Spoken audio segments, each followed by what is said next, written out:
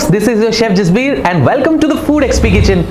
Today I am going to make a super healthy and delicious breakfast recipe by Gordon Ramsay. This recipe is known as egg frittata. This Italian delicacy is super easy to make, so without wasting any time, let's get started.